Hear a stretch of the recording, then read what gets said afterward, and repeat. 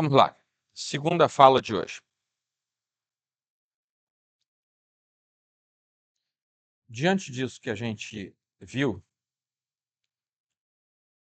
eu quero continuar com a crise do eu na modernidade tardia, que é exatamente o período que chega mais perto da gente. Então, aquela ideia, concepção do indivíduo, conforme eu vinha falando para vocês, que é herdada pelo Ocidente daquelas tradições clássicas e se transforma por causa da inserção, da remodelagem do cristianismo, ela permeia os conceitos que nós admitimos como sendo primariamente nossos. Como eu falei para vocês, havia uma diferenciação muito grande entre aquilo que se percebia como indivíduo em outros tempos e aquilo que o cristianismo nos trouxe como indivíduos. A fé cristã, então, introduz essa noção clara de que a pessoa importa em si mesma por causa da sua relação com Deus. E isso espelha diretamente a natureza do Deus cristão, que é simultaneamente uno e triuno. Né? Ele está dessa maneira, constituído, revelado na Escritura, e assim ele se revela a nós todo o tempo. Existe um teólogo chamado Wilhelm Grab, que ele destaca a religiosidade cristã como tendo sido não apenas mais uma experiência religiosa, mas como tendo sido elemento formador para a percepção da individualidade no nosso Ocidente. Ele aponta que nas sociedades contemporâneas, ou seja, do nosso próprio tempo, a associação entre os termos individualização e individualidade vai se tornar também gradativamente uma questão central. E isso porque à medida que as instituições religiosas tradicionais se mantêm vivas, por outro lado, elas de alguma maneira perdem a sua autoridade religiosa. Eu recebi hoje, assim que eu cheguei aqui, a cópia, a transcrição do que um aluno de um determinado seminário, né, nenhum que eu faço propaganda aqui, graças a Deus, um determinado seminário teológico,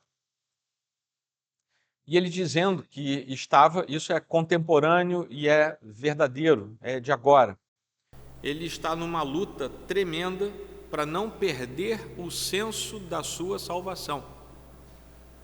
Porque o que ele vem estudando naquele seminário é a tentativa abjeta de desfazer categoricamente a verdade cristã, particularmente no que diz respeito a ele como pessoa. Segundo esse pensador, o Grab, a secularização na Europa fez com que as igrejas cristãs deixassem de ser a única fonte provedora do sentido existencial. Ou seja, eu posso ter a informação do senso existencial a partir de outras fontes. Indivíduos em busca de significado passaram a recorrer a outras fontes e vão enfraquecendo a raiz única de que apenas a mensagem de Cristo traz essa formação clara do indivíduo como sendo uma pessoa perante Deus e a sua importância perante os demais e a própria sociedade, não ganhando a mesma cor, a mesma conotação da antiguidade clássica. Aquela antiga tese da secularização que com a qual nós nos deparamos, principalmente após a Segunda Guerra Mundial e talvez até os anos 80, e a igreja como um todo, tinha o temor de que a secularização faria desaparecer a religião, faria desaparecer um cristianismo organizado, foi substituído gradativamente por uma análise focada na individualização da crença. Você não precisa deixar de ser membro de uma igreja, você não precisa deixar de dizer que é cristão, você não precisa deixar de defender aspectos, sejam centrais ou periféricos da sua fé, desde que junto com eles você tenha outras coisas. Então, esse processo de secularização, ele saiu do lado de fora como uma ameaça externa e ele passa para dentro, é uma ameaça interna, mas que é cultivada por aquilo que você ganha e que vem do lado de fora, a partir do lado de fora. E esse fenômeno não vai significar necessariamente o fim da fé, o fim da igreja, o fim da religião cristã. Eu não vou falar por uma questão ética, mas você deve conhecer igrejas e denominações inteiras que de cristãos não tem mais nada. Mas o que é que eles dizem que são? Somos cristãos. Você pode afirmar que é cristão sendo totalmente secularizado. São instituições tradicionais que talvez até tenham um certo constrangimento em dizer que são cristãs.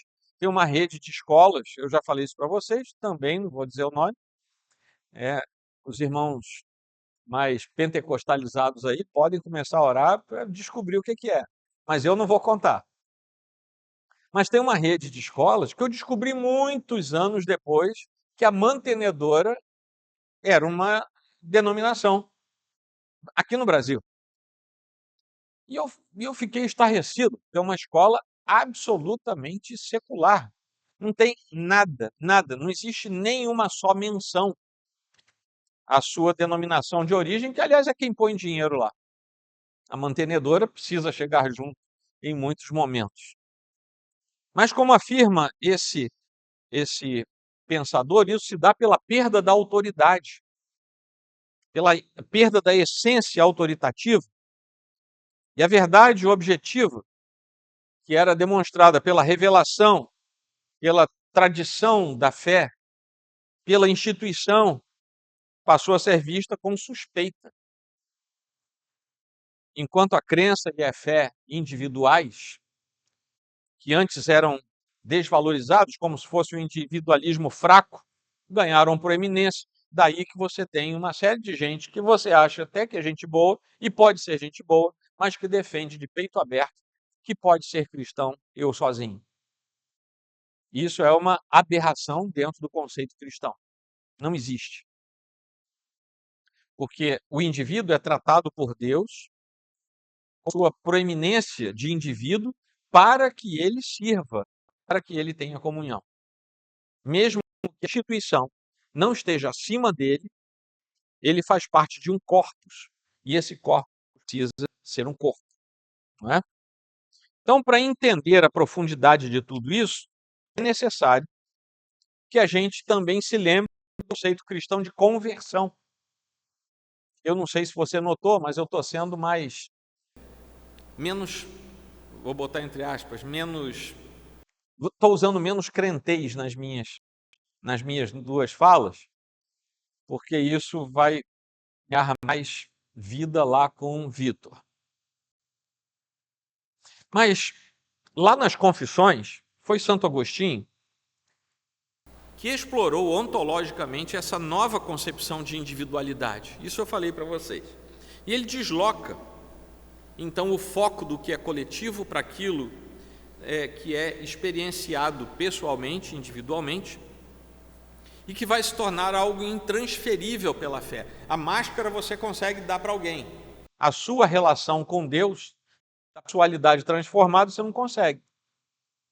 Tanto é verdade que a gente sabe que temos uma responsabilidade, presbiterianos têm isso muito claro por causa do batismo dos seus filhos, não que os outros irmãos não tenham, mas presbiterianos fica martelando ali, nós temos uma responsabilidade clara de conduzir os nossos filhos no caminho de Deus, na esfera do universo, da aliança, do pacto. No entanto, vai chegar uma hora que aquele que era pequenininho vai crescer e ele vai se tornar responsável por sua própria profissão de fé diante do Senhor. Ou seja, aquele indivíduo vai passar a responder ao Deus que lhe ofereceu a sua própria imagem e semelhança ao constituí-lo. E ele vai ter que falar com ele, vai ter que se relacionar com ele. Então, Grebe sintetiza o pensamento agostiniano em dois pontos fundamentais que vão moldar a individualidade aqui no Ocidente. Primeiro, o indivíduo ele é caracterizado por uma capacidade intrínseca de autorreflexão, não de autoconstituição, mas de autorreflexão. A capacidade de pensar sobre si mesmo. Que eu sou eu é uma pergunta para autorreflexão, não é uma pergunta para autoconstituição. Segundo, ele se entende como um ser idêntico a si mesmo, através da sua distinção clara entre o seu antigo eu, que era pecaminoso, e o seu novo eu, que agora é redimido. Você não vira uma outra pessoa no senso ontológico, mas você vira uma outra pessoa no seu senso espiritual, o que vai afetar a sua ontologia. Mas você não é João e vira Antônio no outro dia. Você é o mesmo João, que antes, sendo pecaminoso, agora é redimido. Mas a sua raiz interior vai ser trabalhada. E o fundamento último de um ser não está em si próprio. O cristianismo nos mostra isso, mas na sua origem transcendente. Deus é quem o conhece mais profundamente, conhece mais do que ele a si próprio, a tal ponto de que a Bíblia nos diz que o nosso coração nos engana, é enganoso. Passam-se os séculos, e um outro teólogo, chamado Trotsky, ele morre no começo do século XX, ele vai retomar essa herança, né, séculos e séculos adiante, e vai identificar o processo de modernização social com o próprio processo de individualização. Para esse pensador, a modernidade é a causadora de um distanciamento entre as relações tradicionais de poder e ordem, resultando em uma perda dos significados que antes eram fornecidos por essas estruturas. Ele escreve isso, ele morre em 1923, então ele escreve isso antes da sua morte. Esperamos que sim, né? Ora, ele parecia um profeta, porque ele não tinha isso aqui na mão dele. E quanto mais nós nos aprofundamos nesse processo, tanto mais distantes uns dos outros nós ficamos. E a gente se gaba de ter 2.000 seguidores não sei aonde, 5.000 amigos não sei aonde. Ah, agora eu já tenho 10.000. Mas olha, eu sou um influencer. Eu tenho 200.000. Mas agora eu já vejo um influencer com um tiquezinho azul e quando você vai lá ver, ele tem 3.000 seguidores. E o cara põe lá, sou influencer digital, influenciador digital. Vejam bem, até as estruturas que são neoestruturadas, elas corroem a si próprias. E o sujeito que escreve há tantos anos atrás, há 100 anos, né? Quer dizer, ele morreu há 102 anos, então ele escreve um pouco mais do que isso. Ele parecia um profeta da miséria contemporânea, né? Em que a gente dispensa as verdadeiras relações, as verdadeiras amizades por um número frio e que talvez, a depender do que seja, você não conhece nem 5% daquelas pessoas que estão ali na sua página. E as pessoas se expõem, as pessoas mostram o que querem mostrar, as pessoas mostram uma imagem de aderência do seu desejo, aí vem o desejo, o que nada mais é do que prosópono e persona voltando à praxis do nosso tempo. É uma máscara. Quanto mais nos aproximamos do cristianismo, menos máscara temos. Quanto mais nos afastamos do cristianismo, mais máscaras precisamos ter. Porque, afinal de contas, o meu conceito existencial não encontra apoio, porque eu não tenho mais Deus para me responder. Então, o que é que eu faço? Eu crio a contundência da máscara que eu desejo que os outros vejam naquele momento. E a coisa é tão dramática que o sujeito ainda inventa uma conta fake para ter mais de uma máscara ao mesmo tempo. Cria mais uma persona, mais um prosópon, para voltar para aqueles termos, e vai usando máscaras simultaneamente, coisa que nem os gregos conseguiam fazer. Nessa trajetória conceitual, que a gente vem desde a antiguidade clássica, passa pela antiguidade tardia, nós temos a revelação das profundas interações de influências. E aí nós chegamos ao século XIX. Aqui eu fiz um resumão, mais uma aplicação, chegamos ao século XIX. O século XIX viu algo curioso, porque ele presenciou o fim dos conceitos absolutos. Mesmo que você não fosse cristão até o século XVIII, começo do século XIX, os conceitos naturais, a menos que a pessoa fosse fora da curva, né? Nesse sentido. Mas os conceitos normais de qualquer pessoa eram conceitos pautados na sua herança cristã. Não necessariamente como profissão de fé, mas como herança social. A história da água. O sujeito nasceu numa sociedade cristianizada, ele vai se pautar em conceitos cristãos, mesmo que ele não seja um cristão professo. Tá? Então era mais ou menos assim que funcionava. Mas aí o século XIX marcou um ponto de inflexão. E isso foi feito radicalmente.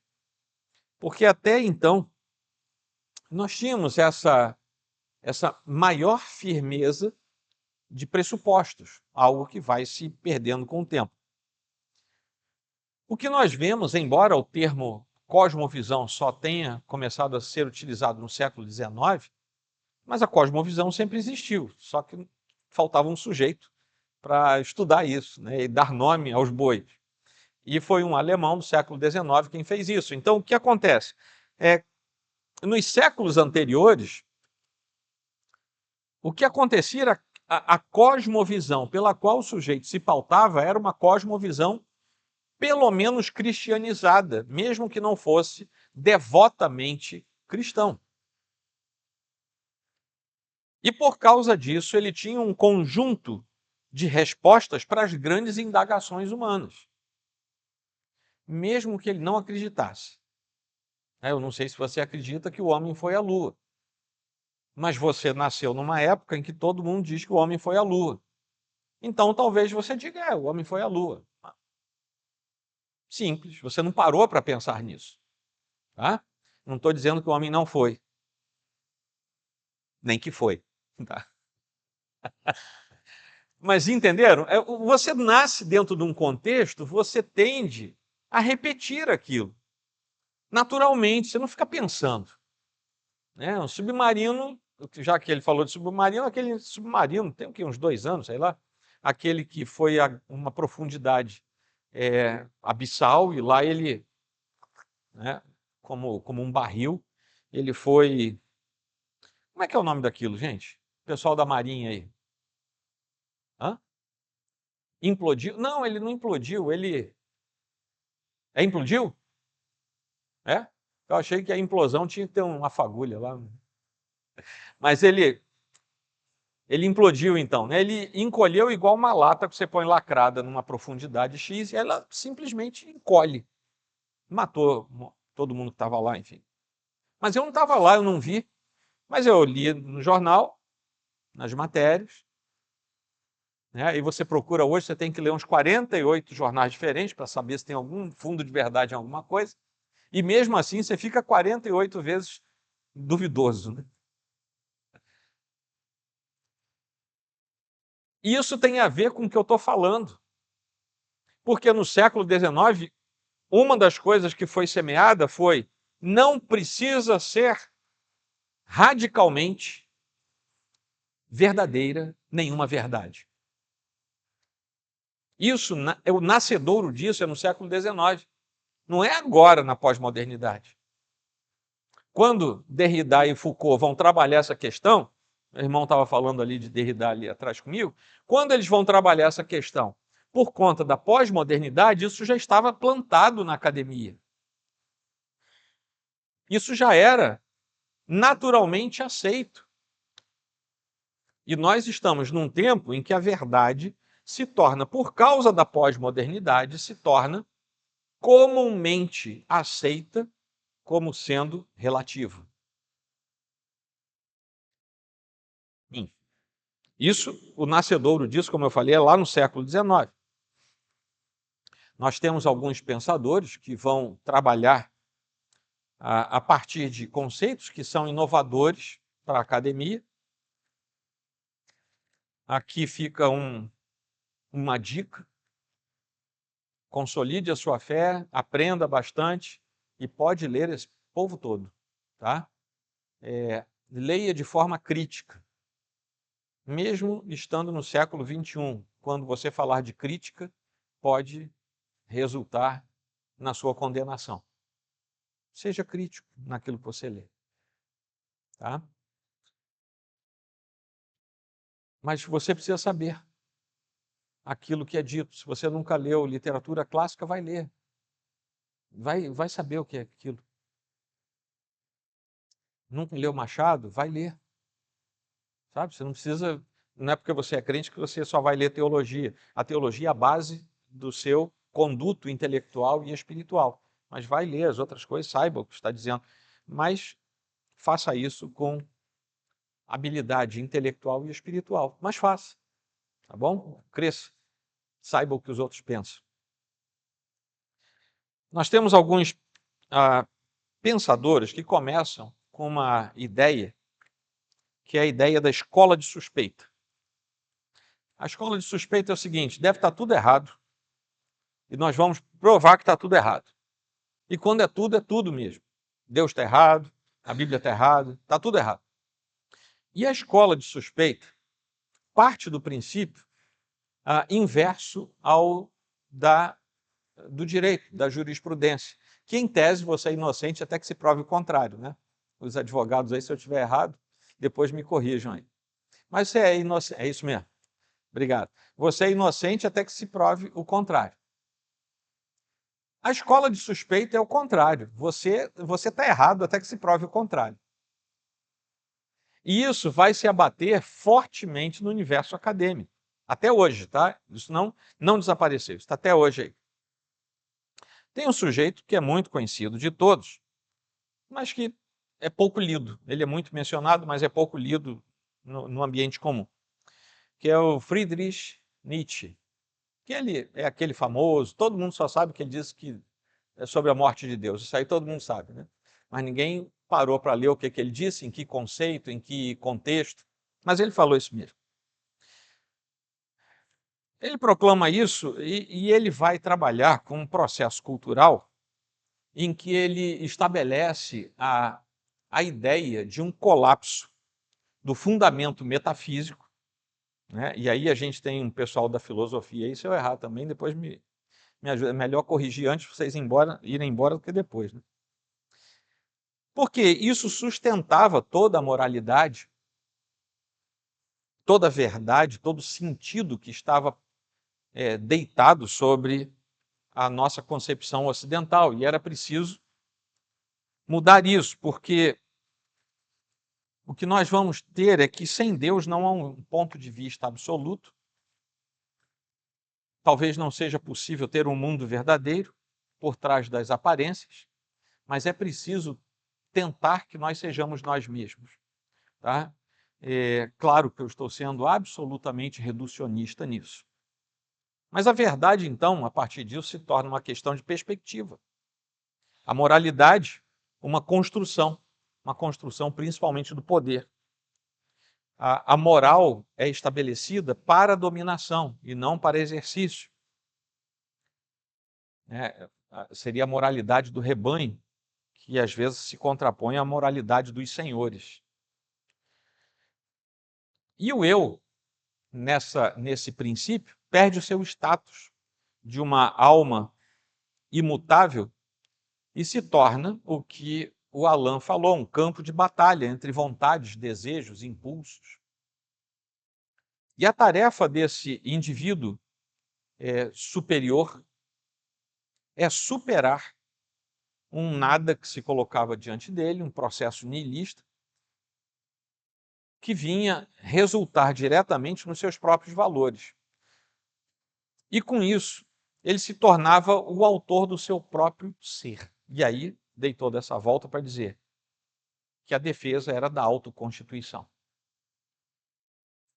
Isso minou alguns pensadores cristãos, porque eles aderiram de forma acrítica a esse pensamento. E ele é diametralmente oposto à questão do autoexame, da autorreflexão, porque a autoconstituição não representa essas coisas. O autoexame é nosso, está dentro do bojo cristão. Paulo fala, você vai participar da ceia? Examine a si mesmo. Isso faz parte. A autonomia do sujeito também foi tocada de alguma maneira a partir de uma perspectiva materialista. E para isso se usa todo um processo dialético. Estou me referindo agora a Karl Marx. Porque para ele a consciência não determina a questão da vida, mas sim a vida, ou seja, as condições, aí tem econômicas, tem sociais, enfim, é que vão determinar a consciência.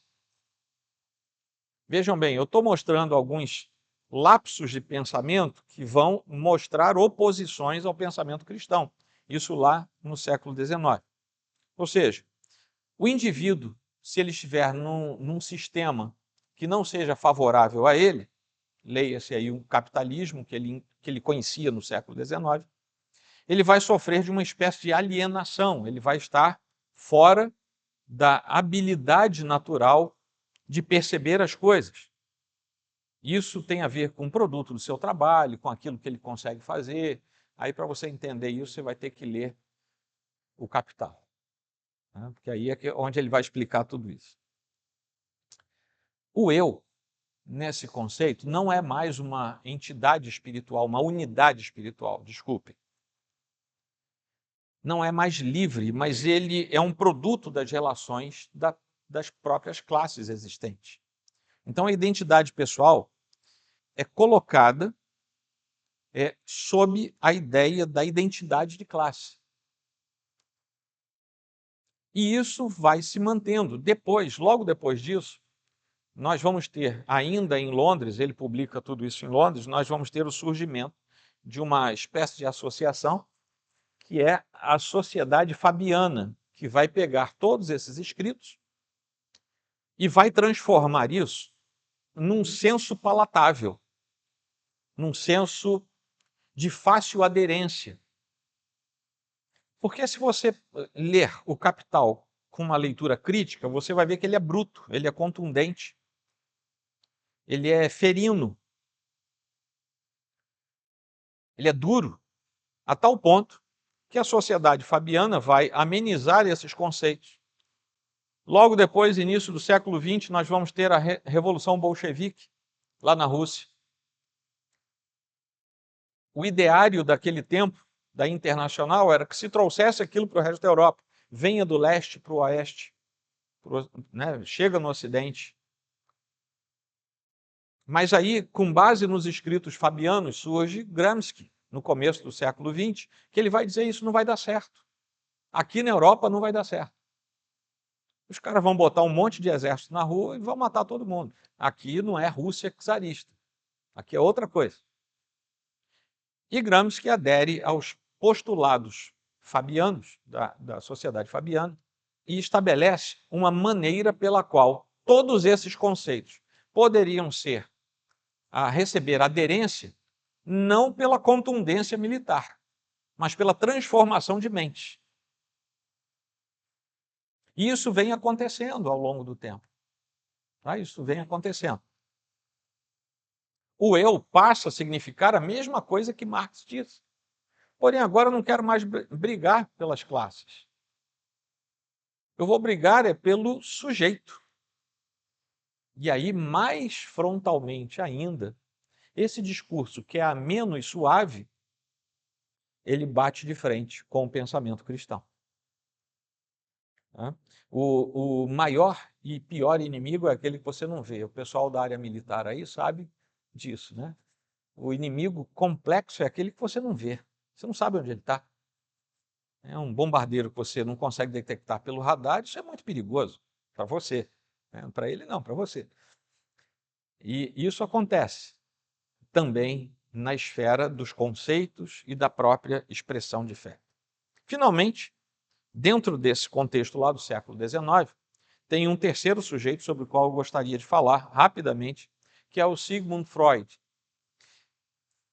que ele vai modificar a concepção do eu como sendo uma entidade racional e unificada, cujo nascedouro é dentro de si próprio. Ele vai estabelecer teorias que depois foram, obviamente, mais desenvolvidas, mas a teoria do inconsciente, por exemplo, em que ele revelou que o eu não é o mestre em sua própria casa. E aí eu sei que eu tenho psicólogos aqui presentes, assim como eu falei para os advogados, se eu tiver errado, depois vocês me corrigem, para eu corrigir antes de ir embora. E o sujeito passa a ser dividido em instâncias psíquicas. É como se tivesse paredinhas que você precisa atravessar, e essas paredinhas às vezes dividem as instâncias, e é preciso reconhecê-las e descobri-las para que elas sejam eventualmente mais relacionadas com a realidade e possam deixar de sofrer alguma coisa. Então é ali que vem o famoso id, o superego. Tá? Não sou da área, portanto tudo que eu estou falando é coisa que eu li. O ego, que na verdade o ego nada mais é do que o eu. Né? Mas eu tenho um super-eu, que é o superego. Né? Então vejam bem, a terminologia também se apropria de elementos que já eram conhecidos, mas que ganham uma reformulação, que naquele tempo pode ter sido simplesmente considerada uma reformulação semântica, conceitual. Se fosse hoje, iam chamar de ressignificação. Que aí a culpa já é do Saussure, aquele linguista que eu falei, que deixou um rastro que depois foi seguido. A teoria da literatura entra por esse caminho, mas é a linguística aplicada quem vai trabalhar isso. A tal ponto que as línguas têm uma dinâmica e elas mudam com o tempo. Se você ouvir, por exemplo, uma transmissão radiofônica no Rio de Janeiro dos anos 40, você vai ver o R que o sujeito usava. Rádio não sei... Rio de Janeiro. Agora a gente não fala mais assim no Rio de Janeiro. Mudou. Mas foi com base em alguns pressupostos de linguística aplicada que, por exemplo, alguém chegou a dizer que a língua pode ser mudada artificialmente. E não pode. Você não pode, por um decreto, por um conceito, mudar artificialmente uma língua. Ela muda conforme o tempo passa e as assimilações linguísticas são, portanto, modificadas. É por isso que a gente não fala mais latim. É por isso que a gente não fala mais galego-português, que foi a nossa primeira expressão em direção ao português. É por isso. Tá? Mas, vejam bem, todas essas cadeiras, elas deixam processos de ressignificação de conceitos, tá? Para usar a terminologia de hoje. Tem um historiador que eu gosto muito dele. Na verdade, ele não é um historiador, ele é um arquiteto, por incrível que pareça. Mas ele escreve um livro primoroso chamado Viena fin des siècles. O nome dele é Karl Chorsky. Eu já falei para alguns de vocês em conversas informais a respeito dele. Ele descreve esse processo transicional em direção ao homem psicológico, sobre o qual o Riff vai falar depois, que não tem nada a ver com a cadeira da psicologia, mas se apropria de um termo para explicar a natureza do homem de hoje. E esse homem psicológico nada mais é do que uma criatura de sentimentos, instintos, que nem sempre são consistentes, mas ele se satisfaz com essa natureza da sua humanidade, com essa parte da natureza da sua humanidade. É por isso que em algumas igrejas, você depois do culto pergunta, você sentiu a presença de Deus? Aí o sujeito sai, não, hoje eu não senti. Aí o outro, senti, eu estava todo arrepiado. Sentir é parte integrante do homem psicológico, por isso que ele tem essa alcunha, né? Por que você vai à igreja? Porque eu quero me sentir bem. Você não vai à igreja para se sentir bem. Sinto dizer isso. Você pode se sentir bem, porque teve comunhão com os irmãos, mas não é essa a finalidade. Essa pode ser uma relação direta de verdade. Mas essa não é a finalidade. A finalidade é ser confrontado com o seu pecado domingo após domingo e melhorar na sua caminhada de santificação. Aí você se sente bem.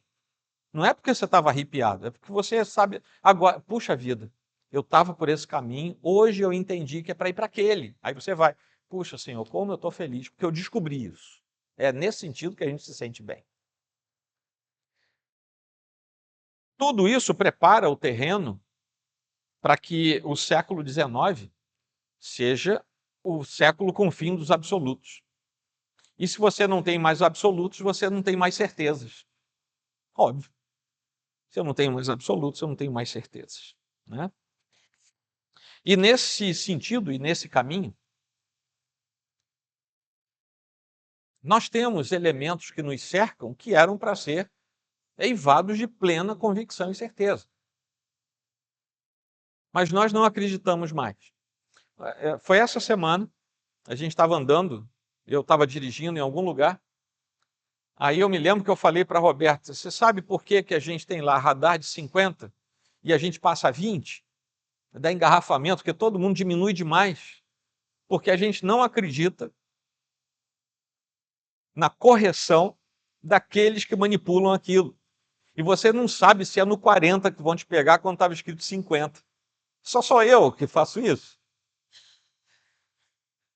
Vejam bem, era para a gente ter uma certeza plena, aquele gestor do estado em que eu estou, seja o Estado-nação, ou o Estado do Rio de Janeiro, onde eu estou, ele disse que é 50, é 50. Eu deposito credulidade no que ele falou. Nós não temos mais isso. Da onde vem isso? Não é porque a gente é metido a besta. É porque nós já recebemos o conceito de que não existe mais lisura. Você se mudou de cidade. Para você aderir a uma nova igreja, você visita 88 igrejas. Você passa 5 anos visitando igreja. Por quê? Você não acredita mais na fidelidade daquelas pessoas. Até que alguém diga para você, pode ir lá que eu atesto, ali é sério. Gente, eu estou falando porque eu recebo WhatsApp, e-mail, telefonema, várias vezes ao longo dos tempos. Pastor, eu precisei me mudar para cá. Você conhece uma igreja que eu possa frequentar? Se eu conheço, eu digo, olha, fulano é um bom pastor, uma boa igreja. Se eu não conheço, eu digo, meu irmão, você está lascado, vai caçar.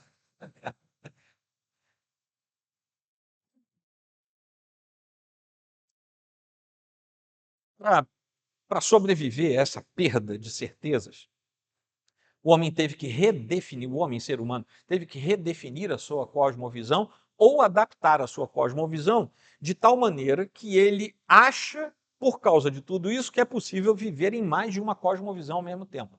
E não é.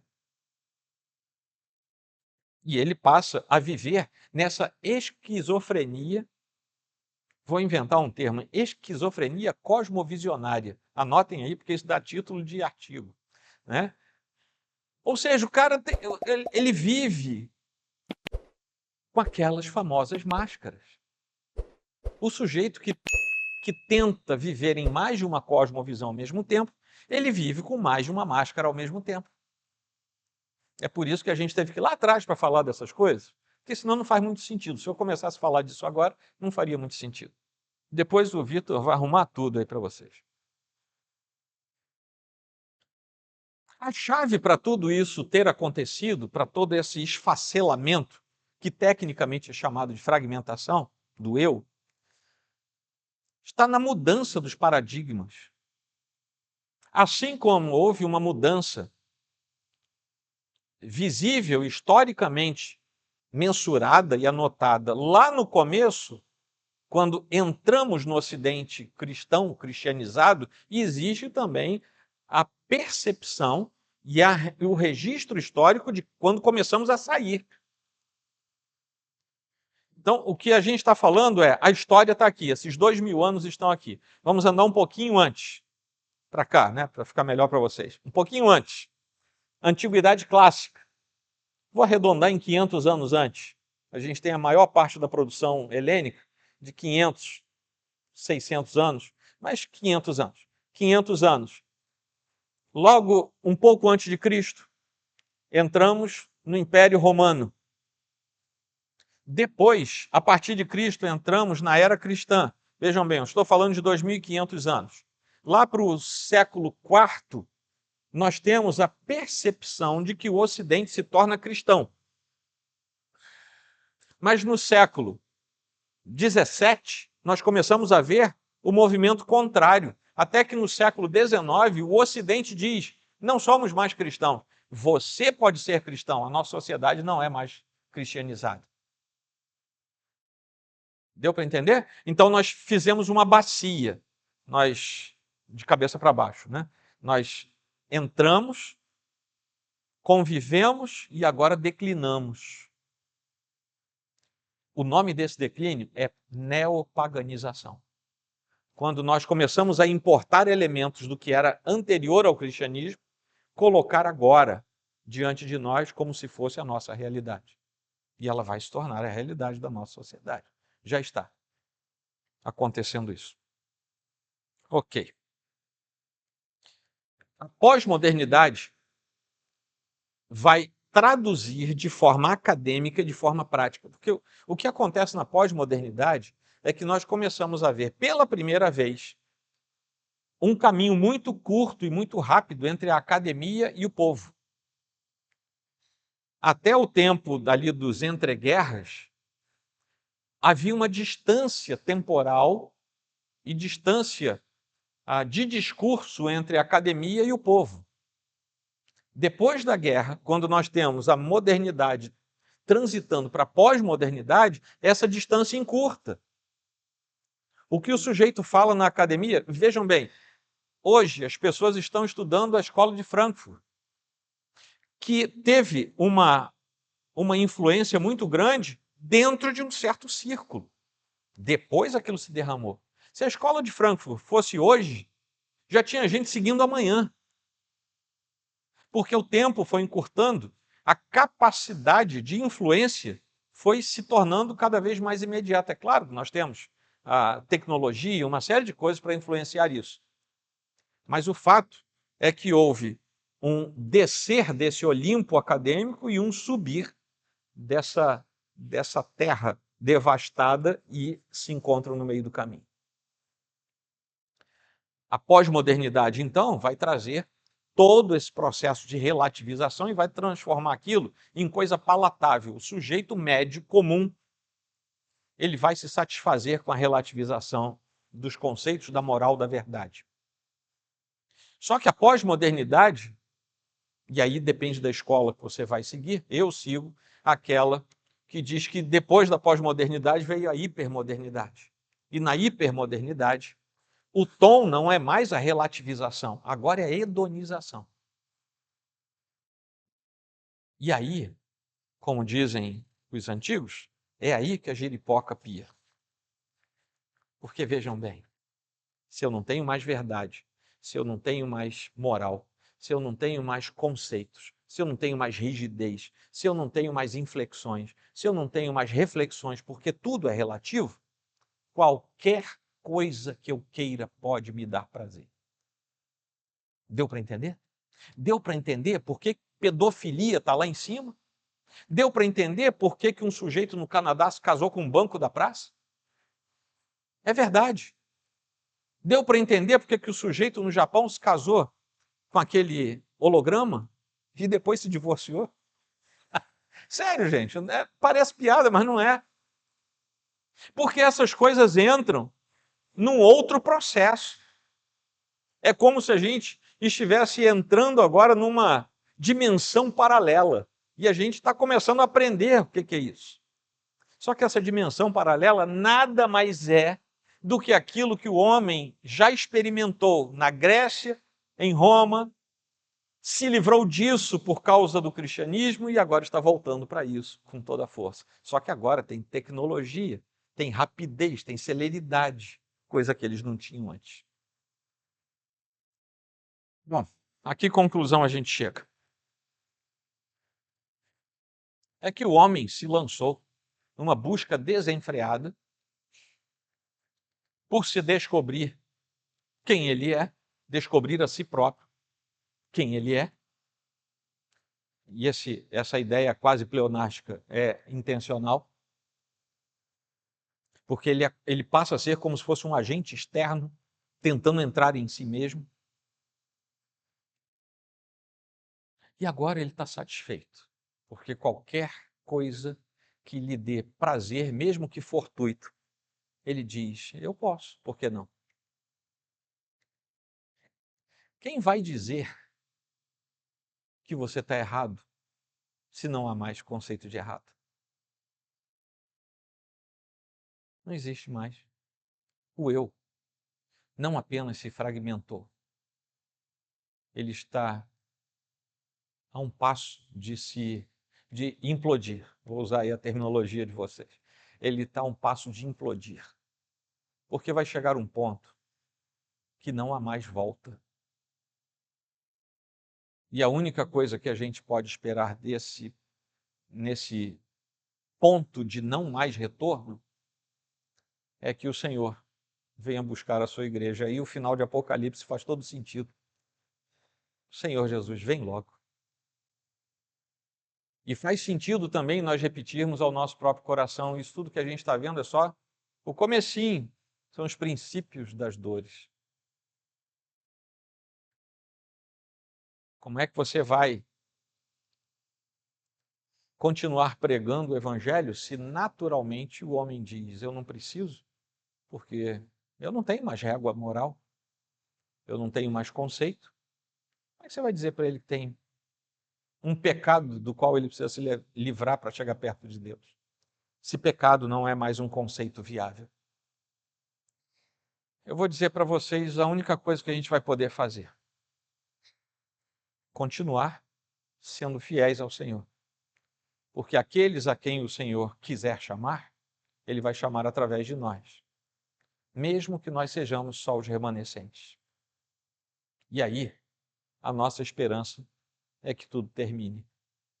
Para que o Senhor redima, não só a nós que estamos vivos, como redima a sua criação como um todo, e que a gente veja os novos céus e nova terra.